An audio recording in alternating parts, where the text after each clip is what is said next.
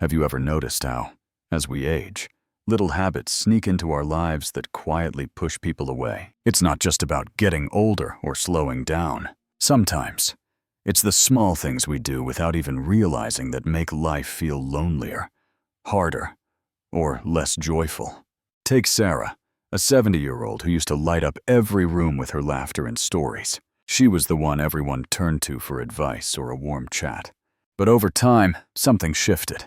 Friends stopped calling as often, family visits became rare, and Sarah started wondering, did I do something wrong? She didn't mean to drift apart, but habits like constant complaining, resisting new things, or neglecting herself added up. They created distance between her and the people she loved. The truth is, so many of us fall into these patterns without noticing. But here's the beautiful part: once you see them, you can change them. In this video, we're diving into 12 surprising habits seniors develop that harm their lives and how to break them. Starting today.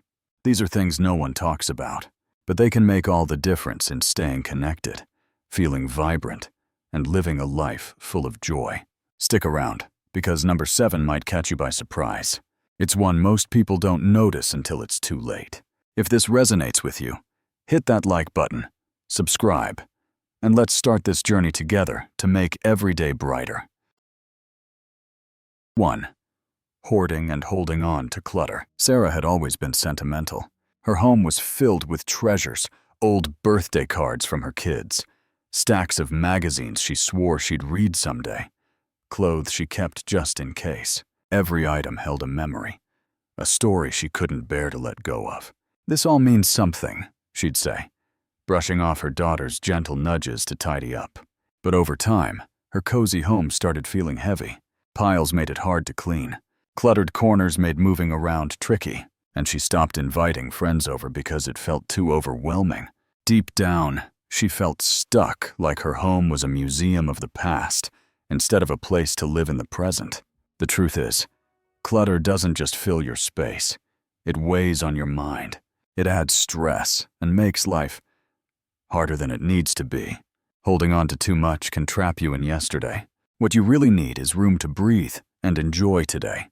Plus, a crowded home can even make things less safe. It raises the risk of trips or falls. So, how do we let go and lighten the load? Start small, just one drawer, one shelf, or one box. You don't have to tackle everything at once. Little steps add up. For each item, ask yourself, do I use this? Does it spark joy? If the answer's no, it's time to let it go. Donate things that could bless someone else. Recycle what's worn out. Or pass special items to family who'll cherish them. Make decluttering a habit. Try letting go of one thing a day, and watch how it transforms your space over time. And think about safety and peace. A clear home isn't just prettier, it's a safer, calmer place to live.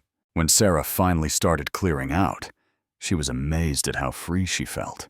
She donated old clothes, recycled stacks of papers, and organized her space to highlight the things she truly loved.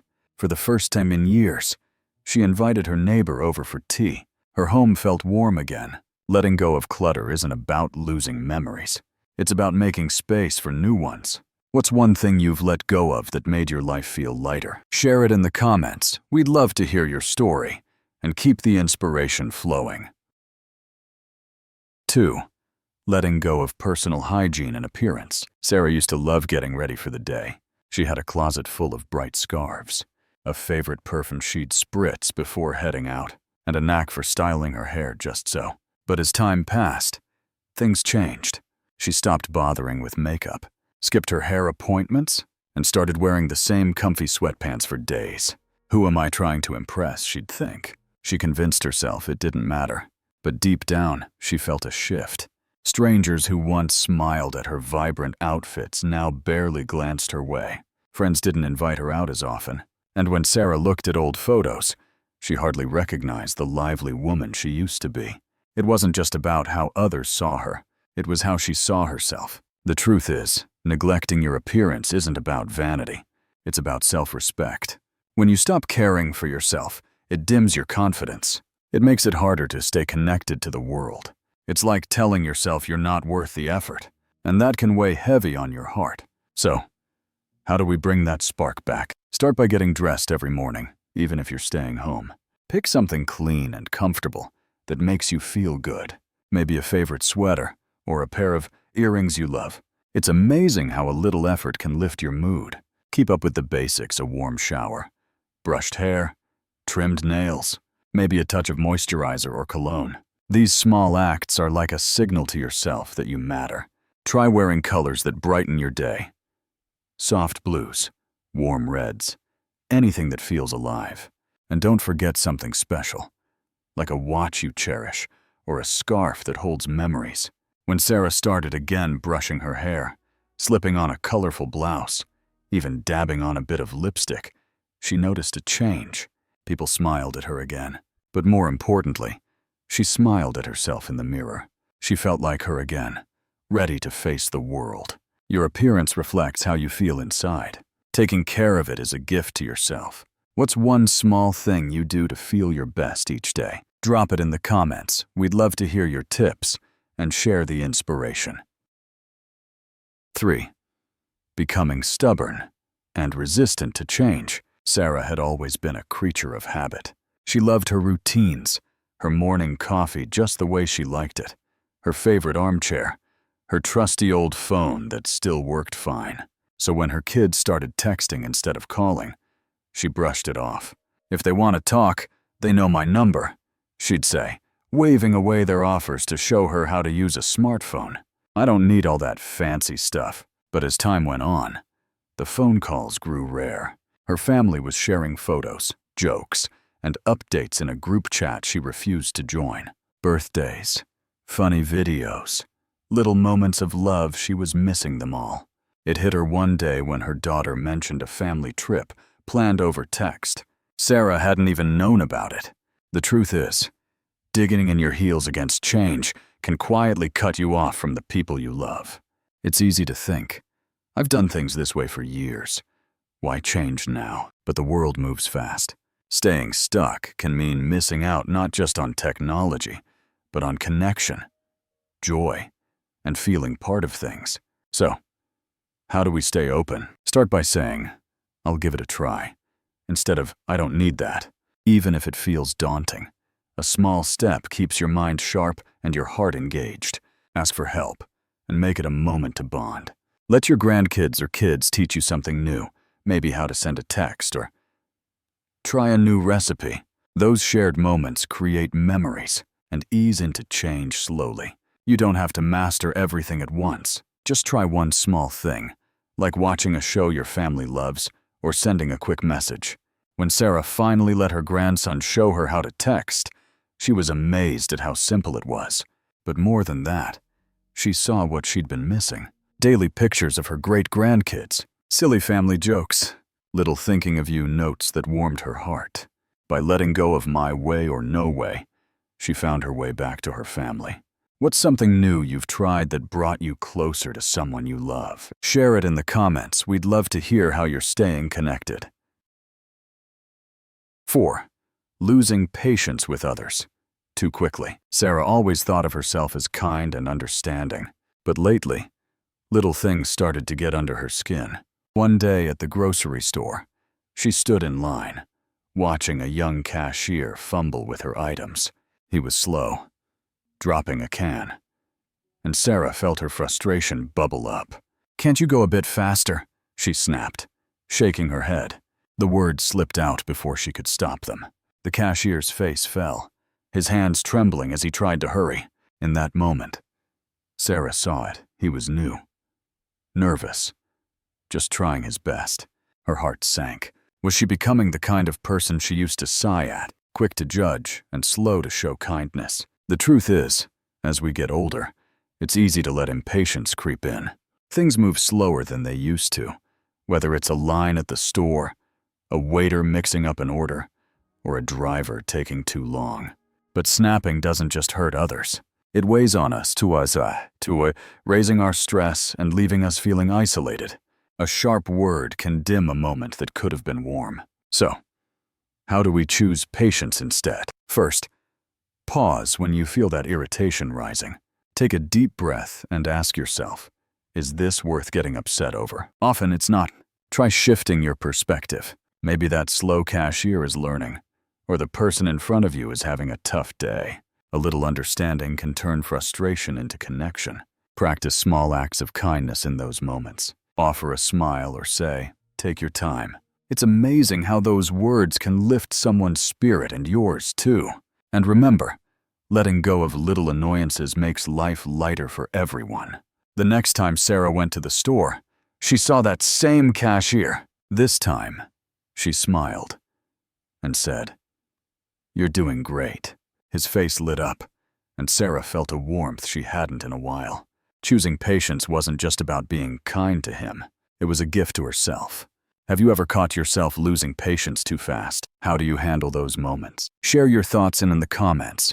We'd love to hear what helps you stay calm and kind. 5.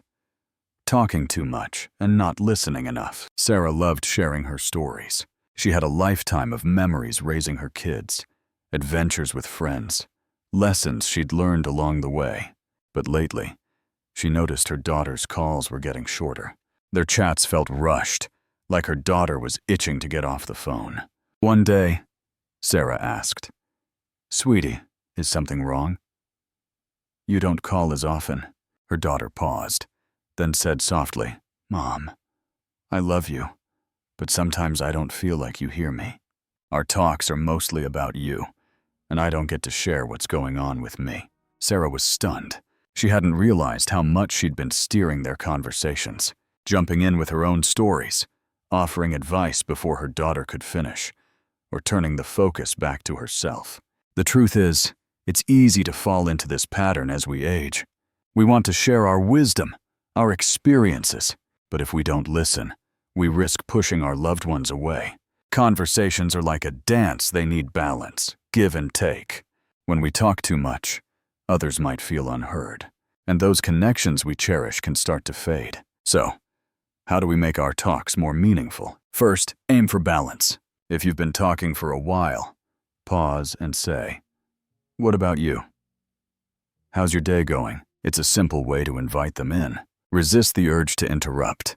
Even if you're bursting with a story, let them finish it shows you value their words. Ask open-ended questions to spark real conversation. Like, "What's something fun you've been up to?" instead of just, "How are you?" And be present. Put the phone down, look them in the eye, and really hear what they're saying. When Sarah tried this, something beautiful happened. During her next call with her daughter, she listened more. She asked about her daughter's new job and held back on advice unless asked. Their talk stretched longer, filled with warmth and laughter like it used to be. The best conversations aren't about saying the most. They're about listening with your heart. Have you ever felt unheard in a chat, or realized you were the one doing all the talking? Share your story in the comments. We'd love to hear how you've made your conversations deeper. 6. Pushing people away instead of asking for help. Sarah had always prided herself on her independence. She raised her family, managed her home, and was the one neighbors turned to when they needed a hand. But as the years went by, everyday tasks got harder. One afternoon, she struggled to carry a heavy grocery bag from her car. A young neighbor passing by noticed and smiled. "Need some help with that?" Sarah forced a smile and shook her head. "No, thanks. I've got it," she said, even though her arms were trembling. Dragging the bag inside left her exhausted, her back aching, and a quiet loneliness settling in. She'd turned away someone who just wanted to help, and it left her feeling more alone than ever. That night, she realized something painful. Saying no wasn't making her stronger. It was building walls between her and the people around her. The truth is, refusing help doesn't show strength. It can make life harder and lonelier. We all want to feel capable, but when we push away kindness, we shut out connection. People want to help, it makes them feel good, just like it feels good to help others. Saying no too often can make them stop offering, and that distance grows. Accepting help isn't a weakness.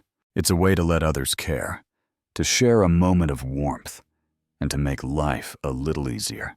So, How do we change this habit? Start by practicing a simple yes. The next time someone offers help, try saying, "That would be great.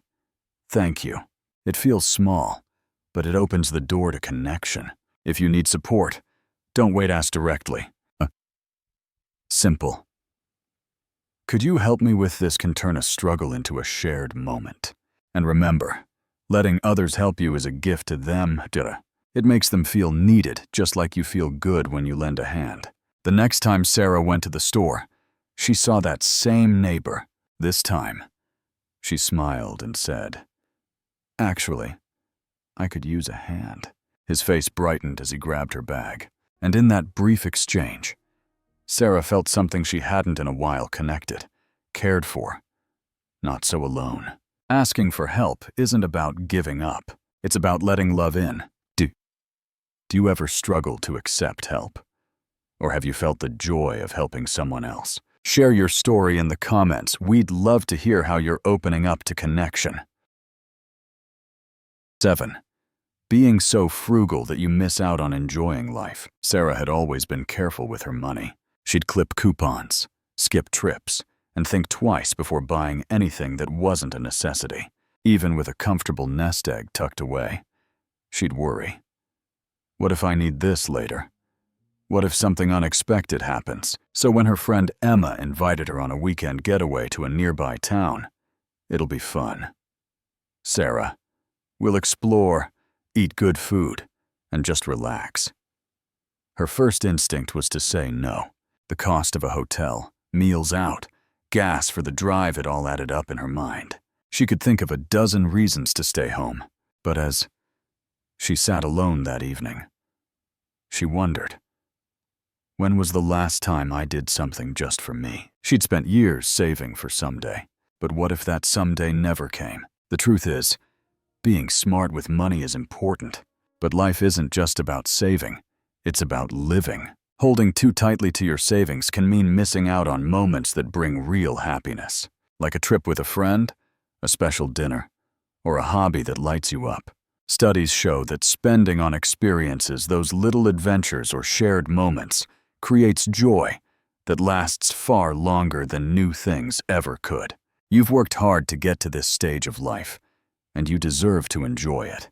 It's about finding balance. Security matters, but so does feeling alive. So, how do we break this habit? Give yourself permission to spend on things that spark joy. Whether it's a nice meal out, a class you've always wanted to try, or a day trip somewhere new.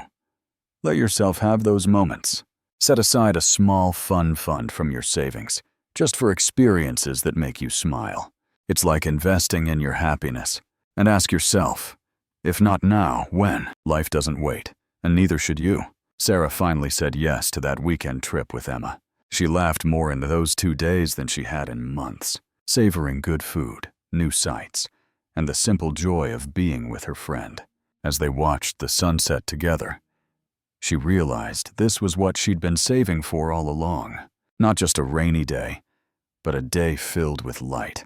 What's one experience you've been putting off because of money? Share it in the comments. We'd love to hear what you're dreaming of and inspire each other to live a little more. 8. Talking down to younger generations. Sarah adored her grandson. His visits used to be the highlight of her week, filled with stories about school, his favorite games, and big dreams for the future. But lately, their time together felt different, shorter, quieter, a little awkward. One afternoon, Liam excitedly shared about a new app he loved. Sarah sighed and shook her head. Back in my day, kids played outside, not on screens all the time, she said. Liam's smile faded. He mumbled a few words, then glanced at his phone and said, "I should probably go," as the door closed behind him. Sarah felt a pang in her chest. She hadn't meant to push him away. She just wanted him to know how things were when she was young. But had she made him feel like his world didn't matter? The truth is, it's easy to slip into comparing our past to their present, saying things like things were better before, but those words can sting. They make younger people feel judged or dismissed instead of understood. It builds walls when what we want is connection. Every generation has its own challenges and joys. Talking down to them can make them pull back, leaving us feeling disconnected. So, how do we bridge that gap? Start by being curious, not critical. Instead of saying, "We didn't need that in my day." Try, "That sounds interesting. Tell me what you love about it." It shows you care about their world. Find common ground by sharing your own stories in a way that connects to their lives, like how you found adventure as a kid, even without apps, and encourage them. Instead of pointing out what's wrong, your words can lift them up, inspiring them to open up more. The next time Liam visited, Sarah tried something new. When he mentioned his favorite game, she smiled and asked, "What's the best part about playing it?" His eyes lit up as he explained the strategies. For the first time in a while, they talked and laughed easily. The conversation flowed like it used to. Sarah realized connecting wasn't about changing Liam. It was about meeting him where he was. Have you ever felt a disconnect with younger folks? Or found a way to close that gap? Share your story in the comments. We'd love to hear what's helped you build those bridges. 9. Holding on to grudges and regrets. As the holidays approached, Sarah sat by her window, watching the leaves fall. But instead of feeling excitement, she felt a familiar heaviness. Her mind kept drifting to the past, a friend who'd hurt her years ago, a falling out with her sister that was never mended, choices she wished she'd made differently. Those memories played over and over, like an old movie she couldn't turn off. One day, her neighbor Emma noticed her quiet mood and asked, "What's on your mind?" Sarah sighed. "I keep thinking about things I can't change." Emma smiled gently and said, "Holding on to the past is like carrying a heavy suitcase everywhere you go. Imagine how free you'd feel if you set it down." The truth is, clinging to old hurts and regrets steals the joy from today. It's like letting yesterday's pain dim the good moments right in front of you. Those grudges can push loved ones away. Bitterness spills into conversations without us even noticing. And it takes a toll on our health, too. Stress from unresolved anger can raise blood pressure, disrupt sleep, and wear us down. But letting go can bring peace. So, how do we free ourselves? Start by accepting that the past can't be changed. Instead of asking, "Why did this happen?" Try, "What can I learn from it?" Practice forgiveness not for their sake, but for yours. Letting go doesn't mean excusing what happened. It means releasing its grip on your heart. When regrets creep in, shift your focus to the present. Maybe it's a kind word to someone now, or a small joy, like a warm cup of tea. If the feelings are hard to shake, try writing them down. Pour out everything on paper, the hurt, the what-ifs, then tear it up or tuck it away as a symbol of moving on. That evening, Sarah sat with a notebook and wrote about the grudges and regrets she'd carried for years. With a deep breath, she tore the pages into pieces, and for the first time in a long while, she felt lighter, like a weight had lifted. The next day, she called her sister not to rehash the past, but to share a laugh. Letting go gave her room to live again. Have you ever let go of a past hurt or regret? What helped you move forward? Share your story in the comments. We'd love to hear how you found that freedom. 10. Ignoring health problems. Sarah had always been strong, brushing off little aches and pains as just part of getting older. When she started feeling dizzy when standing up, or noticed her vision getting a bit blurry, she told herself, "It's nothing, just age." But one morning, as she reached for a mug in the kitchen, a wave of dizziness hit harder than usual. Before she could grab the counter, she fell, crashing to the floor. Pain shot through her hip, and panic set in. She couldn't move easily, and something felt terribly wrong. Hours later, in the hospital, the doctor looked at her with concern and said, "Sarah, this could have been caught earlier if we'd known about those symptoms." The truth is, ignoring health issues, no matter how small they seem, can lead to serious consequences. That dizziness might be dehydration, low blood pressure, or even an early sign of something bigger like a stroke. Feeling tired all the time could be normal aging, or it could point to a heart issue. Brushing off symptoms like pain, shortness of breath, or sudden changes can mean missing a chance to catch problems early when they're easier to treat. Taking care of your health isn't about giving up independence. It's about protecting it. So, how do we stay on top of our health? First, listen to your body. If something feels off, even if it seems minor, don't dismiss it. Write it down and check it out. Make regular doctor visits a habit, even if you feel fine. Those routine checkups can spot hidden issues before they turn into crises. Don't downplay new symptoms. Dizziness, chest pain, forgetfulness, or unexpected weight loss should always get attention. And stay proactive with the basics. Eat nourishing meals. Keep moving with gentle exercise, and prioritize good sleep. These daily choices build a stronger, healthier you. After her fall, Sarah made a promise to herself: no more ignoring warning signs. She booked a doctor's appointment, started drinking more water, and even joined a balance class at the community center. She learned that staying independent meant taking charge of her health, not pretending problems didn't exist. Have you ever ignored a health issue that turned out to be serious, or taken a step that made a difference? Share your story in the comments. We'd love to hear what helped you take action and stay strong. 11. Forgetting to seek laughter and fun. Sarah sat in her quiet living room, flipping through old photo albums. There she was, years ago, laughing with friends, chasing her grandkids in the park, dancing at family parties. Those moments felt so alive. But as she looked around, she wondered, when was the last time I laughed like that? Her days had settled into a routine: wake up, do chores, watch the news, go to bed. Somewhere along the way, joy had slipped out of her life, and she hadn't even noticed. One evening, her neighbor Emma invited her over for a movie night. Sarah hesitated. She was tired, and it felt easier to stay home. But she went, and they popped in an old comedy she hadn't seen in years. Before long, Sarah was laughing, really laughing, the kind that made her sides ache and her eyes water. For the first time in ages, she felt light, like a spark had flickered back on inside her.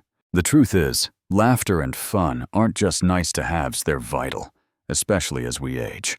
Laughter lowers stress, boosts your mood, and even helps your health. It improves circulation and strengthens your immune system. It pulls people closer, creating bonds that make life warmer.